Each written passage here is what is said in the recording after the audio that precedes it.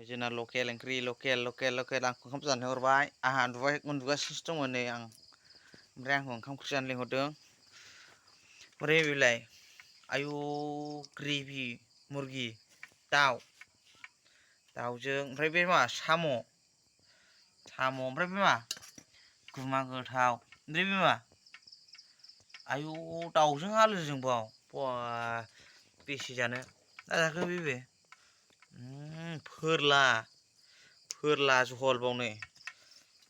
आं हालालै आं थैसै आं जानानै थैजोबसैलै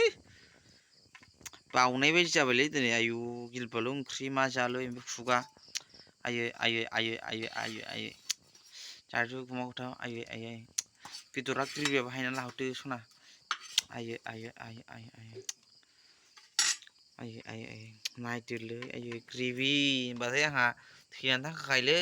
माइरिबो थैनानै थांखायो आं ग्रेभि होनबाथाय गिलु-बालु जानो फसायखायो आरो आंना हिन्जावा नै गिलु-बालु गोथाव मोनो आंना हिन्जावा ग्रेभि होनबाथाय आरो ग्रेभि होनबाथाय हैस बेजों हायना लाखालायबाय ग्रेभि आरो रसखौ सायना लागोन बे ग्रेभिखौसो बिराद फसायो आंना हिन्जावा ग्रेभि होनबाथाय बिराद मोजां मोनो आलु दालुजों फसायबावा बेयो बारा नैबे ग्रेभि बायदि बिदि संनायखौसो मोजां मोनो बेयो नैबेबायदि ग्रेभिखौसो फसायो आरो मा बायदि ग्रेभिखौसो फसायनाया